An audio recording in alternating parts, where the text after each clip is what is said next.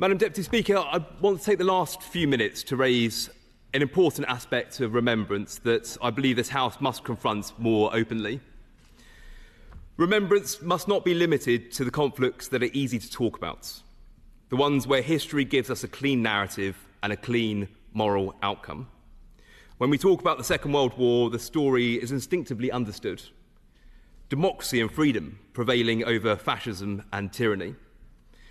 Although the human cost was unbearable, the outcome was unambiguous. It is a conflict we can speak about with pride and respect. But I think the challenge for our country going forward is how we remember, with the same respect and dignity, the conflicts where the outcome was less clear.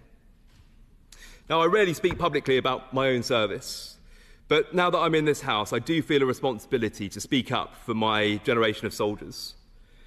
Friends who were sent to war by decisions made in this House.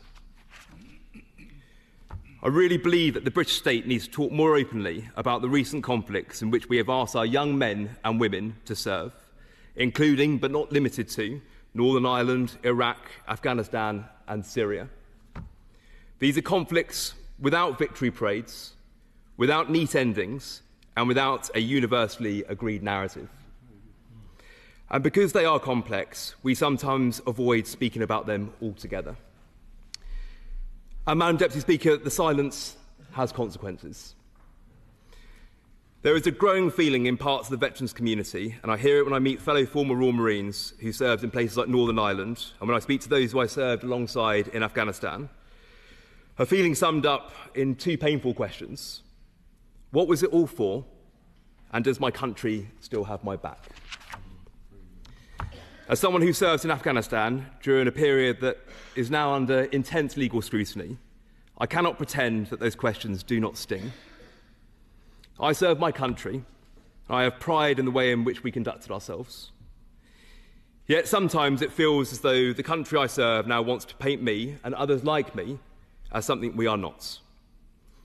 We risk creating a culture in which those who serve feel judged rather than honoured, where stereotypes replace understanding and where assumptions replace gratitude. There is a deep and genuine fear among veterans that the nation no longer stands behind them. And I know that the Minister responding also served, and I hope she will take these comments in the constructive spirit in which they are offered, from one veteran to another. And I will not turn this remembrance debate into a debate on current politics, but the letter written yesterday, which has been highlighted by many honourable and right honourable members, warning about lawfare and its impact on our armed forces, should be a wake-up call for the government. Legislation affecting those who served deserves full and open debate in this House.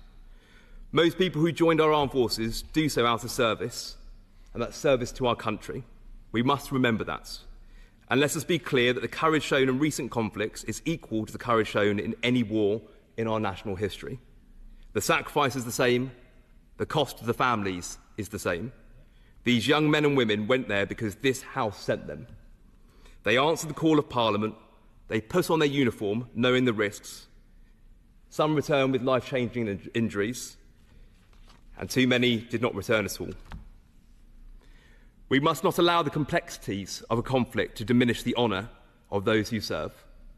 Their courage is not defined by the outcome of a war, but the character they showed when our country asked them to go.